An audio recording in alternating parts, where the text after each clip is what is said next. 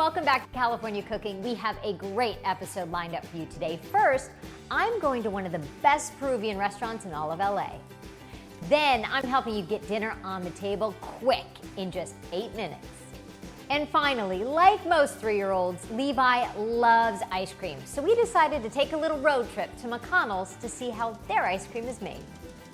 First up, Chef Ricardo Zarate is cooking up amazing Peruvian cuisine at his restaurant, Rosaline. I got the chance to sit down and chat with him about the origins of Peruvian food, and he made for us the most satisfying meat and potatoes dinner. Take a look.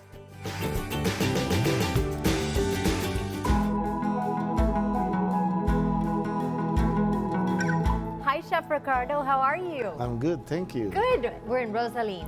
Yes. Named after your mom. Yes. That has to be such a wonderful feeling to name a restaurant after your mother. You know, my mother really worked really hard for us. Yeah. You know, I'm 11 of 13 brothers and sisters. 13 brothers and sisters. Yeah. What was life like growing up in Peru? Yeah, in Peru, in Lima. You know, like the memories is like seeing my mom waking up at 5 o'clock in the morning. Yeah. And then from there, you know, I was really young and see her like already start cooking. But breakfast, lunch, and dinner. You can't take 13 kids out to dinner. You have to cook every meal. And she will cook 45 meals a day.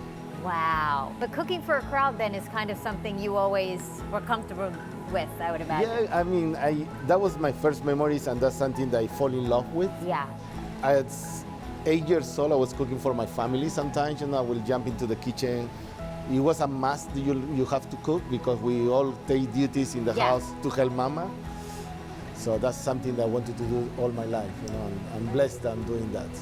So this restaurant, this is on Melrose, West Hollywood. It's beautiful. I've been to dinner here and it's so bustling and loud and beautiful. That was my house. It was your house with 13 kids. I know for you it was really important to bring Peruvian food to the US.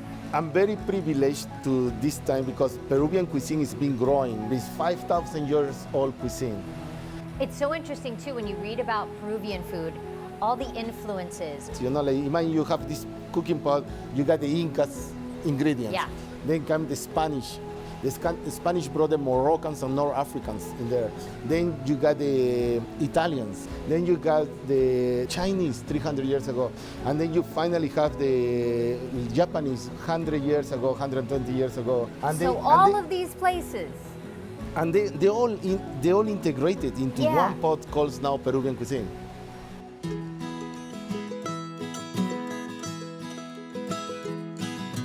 Okay, chef, what are we making? Oh, we're making lomo saltado. Okay, this is the most famous Peruvian dish in America. Yes. What's in it? Well, we got tomatoes. Okay. We got potatoes. And we got I call it the lomo sauce. Normally it's soya sauce, like ginger, vinegar, and tomatoes. So to make it easy in the restaurant, I made my soya sauce dressing and then my tomato coulis. So 2 different dressings. You got some beef. Beef fillet, Yeah. A little bit of cilantro with green onions, onions, and potatoes and tomatoes. And wow, all right, go ahead, do your thing. So what I'm doing, I'm trying to sear the beef. Yeah. Because I want to take it about medium rare. But because we cut it already in pieces, it needs to be fast. Okay. So what I'm doing, just gonna sear, and we're gonna add the vegetables. Now you've got your potatoes and tomatoes. Some oil. And those potatoes look like they're cooked already. Yeah, so normally French fries. Okay. The traditional one, but for me, I do confit potatoes. Ah. So we're gonna add the onions now, and we're gonna put that one now. Wow. I'm gonna add a little cilantro, and we're gonna add your sauce. And in there is the ginger, the soya sauce, and the vinegar. And this is tomato coulis. Wow.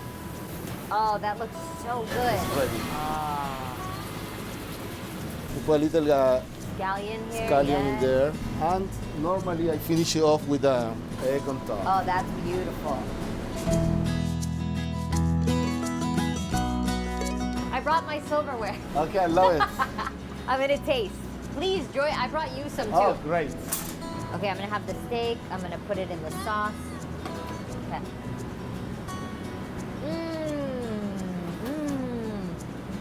Oh my goodness.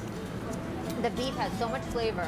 It's a very simple dish, but it's really good and it's very comforting. It's like a meat and potatoes is comforting, but in a whole new way. Okay, one more bite.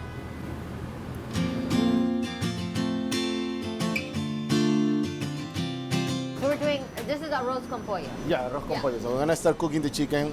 So the Peruvian arroz con pollo, it have like it's a green rice. So we mix cilantro and beer. Is this one? This is salsa madre. Wait, cilantro and beer, drink it. beer. Yeah. Beer. Yeah. So you've reduced the cilantro and the beer to make like a paste. Yeah, paste. Oh wow. And this one we call it salsa madre. And then after that, you Is know. it almost like sofrito for some, right? Spanish, yeah. Exactly, but this is with the Peruvian spices. Yeah. And I'm gonna go slow in this one. So skin on. I'm gonna add tiny. Salsa madre. Yeah, salsa madre. And this is the beer. Beer and cilantro. And cilantro. We already cook it, you know, we already made the flavor, reduce it, so I don't need to do it. We're gonna add the rice, in this case, cooked rice. Okay. Yeah, it takes on a green color. That's so pretty. This is a cilantro with chicken stock. Okay. Now, most of the time when I see arroz con pollo, it's yellow rice, right? Yeah. Peruvians is green. Then I can put a little oregano, not too much, and cumin. And I need to taste it now. His eyes rolled back in his head for a second. You see now? Nice and golden. Yeah. Let me put in the oven. So after coming from the beach, because Peru is in the Pacific coast, so this is what you would have. Yeah. Mixed it up, beautiful. Like the fat is all crisp. We're gonna put a huancaína. Wow, and this is the feta, the pepper. Yeah. A little bit of onion, garlic. Onion, garlic, tiny. Yeah. And then we're gonna put a little bit of milk. Oh my gosh. And we're making it the salsa criolla. So little onions. Yeah. Yes, tomatoes. Yeah. Cilantro. Salt. Salt. And then olive oil. Sure. Red wine vinegar. Yeah. And then your fresh. Yeah, because Pico this, de gallo. when you're gonna taste, you're gonna understand why I'm doing this one. That is Arroz so good. Thank you. Oh my gosh.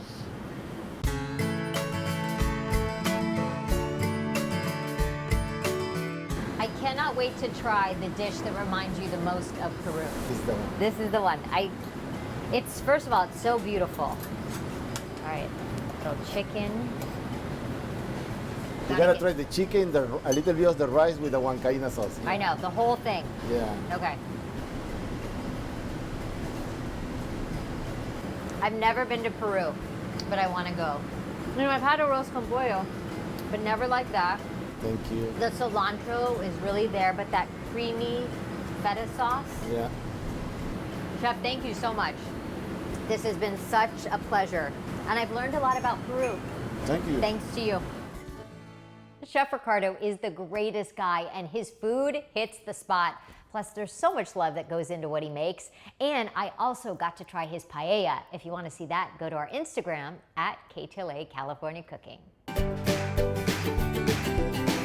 Coming up, it is one of Levi's favorite places to get ice cream. We take a road trip to McConnell's Dairy to see how their ice cream is made. Then I make Levi a bunless chicken bacon avocado sandwich with homemade honey mustard dressing. We'll find out if he likes it. But first, I'm showing you how to make the perfect weeknight meal. It takes just 8 minutes. That's coming up next.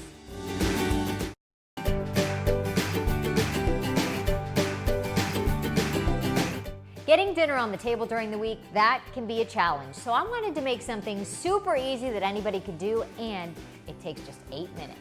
Take a look.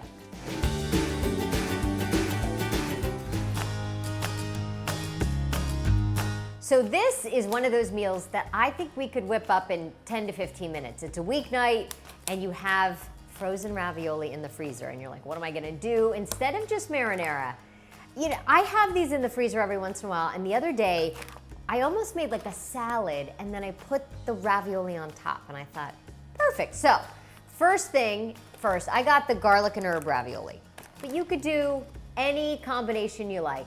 I'm gonna put them back in some boiling water, salted boiling water. While the pasta is cooking, I'm going to brown some butter. which basically just means you cook the butter until there's some milk solids that get brown and it has this nutty, delicious flavor. And that's gonna be our sauce. And it happens really fast. Okay, our pasta cooked in 3 minutes, and I'm gonna add it to the brown butter. And there's our sauce. Add a little bit of salt.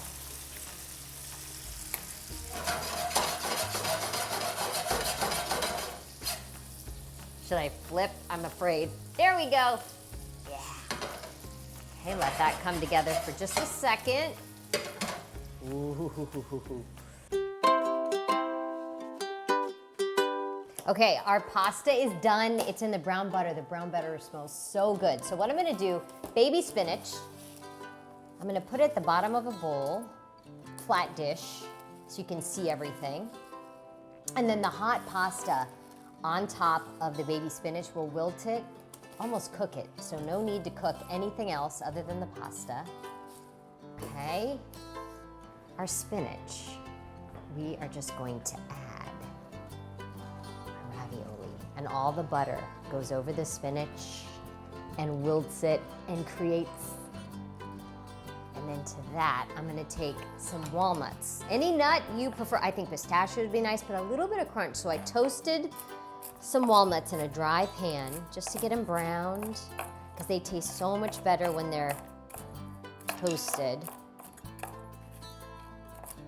Sprinkle that on top of our ravioli. I'm going to squeeze some lemon over our pasta. And the butter and the lemon create a sauce for our pasta. Go. And then good Parmesan cheese. You know it's Parmesan when it says it stamped on the rind. And I'm just gonna shave some Parmesan on top, a little bit of cracked black pepper on top. And dinner is served. I'm telling you, that dish is so easy and it was super delicious. Coming up, they're celebrating 70 years of making ice cream. Levi and I get a tour of the McConnell's dairy. And speaking of Levi, does he like my bunless chicken bacon avocado sandwich with honey mustard dressing? We'll find out.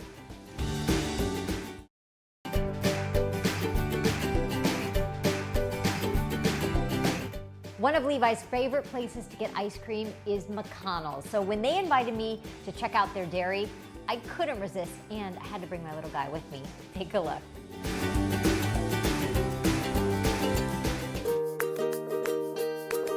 Eva and Michael, hi. Hey. Hi. This is so cool. I think the fact that you guys, not only are you together as a couple, but you have an ice cream empire. Can I call it that? Yes, you can. Yeah. An empire. Yeah. And it's everybody's wish, right? So the story of how you guys ended up owning McConnell's, I think, is remarkable. I mean, it started with bad news, the fact that your house burned down. Yeah. You guys lived in Santa Barbara. This was 2008.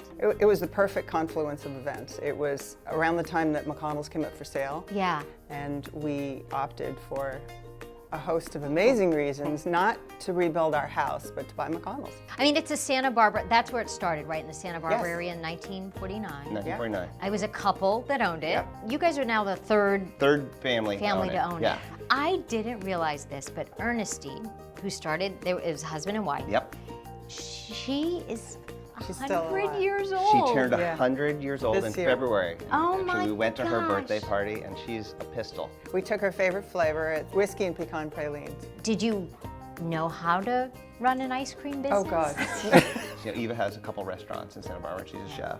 And I was in branding and marketing. And so we each had some competency in areas that we thought together would help the company, possibly. One of the reasons I love McConnell's personally is it's not too sweet. Yeah. And you said that's because she's not big on, you know, things being too sweet. I think the flavors actually speak for themselves. That's right. The food comes out, not just sugar. Do you remember, Eva, a flavor you thought in your mind sounded delightful, and then you made it and you thought, oh no. I did a series of lavender flavors Okay. upon request, and to me they all tasted like soap. Yeah. Is there a flavor that was an instant hit that people now is going to be a staple? The very first flavor that I made, which now is not all that innovative, was salted caramel chip. Okay, And because it at some point it was a new it whole was brand thing. new. Yeah. Only no one had put chips in it yet, so we Okay. did that. Congratulations, you guys, Thank you. on a what a great business. Support small family Thank you. business, right? Because Yeah. that's what it's all about. Levi, we're with Michael, and Michael's going to show us the factory. I am. How cool. Hey Levi, have you ever been to an ice cream factory before? No. Are you excited about this? You know what they make here? Ice cream! Look at these big vats. Those are pretty neat. You know what those are full of? Those are full of milk and cream, Levi. Wow, milk and cream. And you know what ice cream's made out of? Milk and cream. You like milk? Yeah. Yeah, it's pretty good, right? Wow. All right, so come on over here. I'm going to tell you how Okay. we do everything. What we do is we take this raw milk and cream in, we take organic eggs and sugar, Yeah. right? And it's pumped into these big tanks. Wow. And it sits here and it kind of coalesces for about 30 hours. Okay. No stabilizers, no preservatives, no fillers, no thickeners. And that doesn't happen very often, It right? doesn't. When you look Most at ice creams in the business are what's called stabilized. Yeah. There's a lot of air that people pump into ice cream, Right. of course, because air's cheap. But you taste the difference, you really do. You really do. And Yeah. you said the milk you get is from California cows. It's all from Central Coast cows. Yeah. And then we flavor it. If we're making a coffee ice cream, we'll brew some coffee and add Yeah. that. If we're making chocolate, and we'll melt that chocolate into the base. Yeah. Let's keep going. We're on a tour. We're gonna eat some ice cream, buddy. Yay! Oh my gosh, it's cold. Ready? So come on in. This is where all the magic happens. Wow. Levi, this is where we make all the ice cream. So right now we're making pints, like you'd buy in a grocery store. So see the pints getting made? Isn't that cool? Wow, what flavor are they making? Cookies and Yeah, cream. that's a good one. You like that one? Yeah. Once they get filled, they come out of this conveyor and they're tested for, anything that might be in there we don't want to be in there. And then they get packaged and shrink wrapped over here. So this is where we do our quality control and make everything exactly the way it's supposed to be. They continue on and ultimately end up in the staging room where we freeze them completely hard like a brick. And that's how you get it from the grocery store. Levi, you ready for some ice cream? So this is like what soft serve would be when it grew up. This is like the best stuff ever, Levi. Oh my You ready? So I'll just tear it off. Let's do it. Oh, it's so soft. So this is our cookies and cream. Right? I see you smiling. I see a smile. That's I good. see a smile. Have some more. Yum. One of the more unique things about McConnell's is we don't just make our ice creams, 100% from scratch, but we also make everything in our ice creams. So That's amazing. when we built this dairy, we went about and built a commercial kitchen as well so that we could do that. Hi. So if you're talking about inclusions, which are like cookie pieces, things Yeah. of that nature, we make all Any those. of the little bits in Any of there. those bits. If you're talking Ice about cream. sauces or anything like that, we make those bits. They're making these cornbread cookies. Levi, they're making cornbread over here. One of the things we try to be really responsive to is work with local ingredients as much as Yeah. possible. So there's this amazing honey company called San Marcos Farms Uh-huh. in Santa Barbara. And we use their honey in this great flavor that Eva came up with called honey and cornbread cookies. These guys are hard at work making the cookies What a as the cool inclusions flavor. for Yeah. that. So we came outside. Look at this.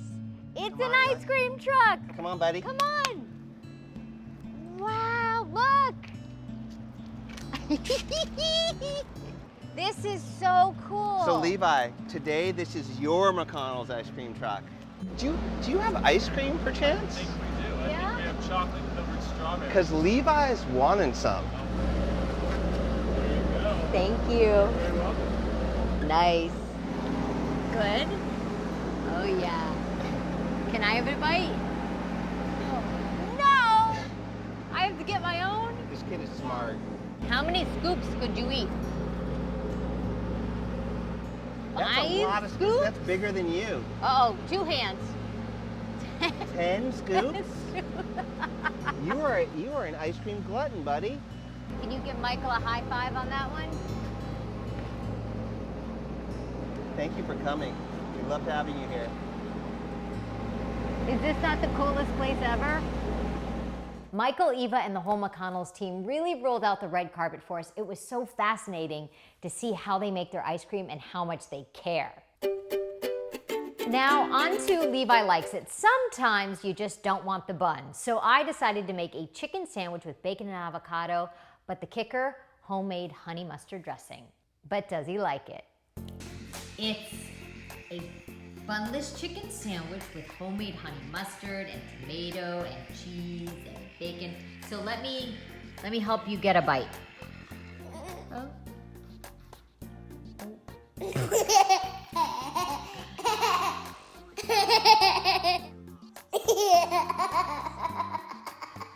Is somebody tired? Oh yeah. Oopsie. What do we think? Very good. You like it? Yeah. Oh, I'm so happy. He loved it. And who needs the bun? If you want to get the recipe, go to our Instagram at KTLA California Cooking.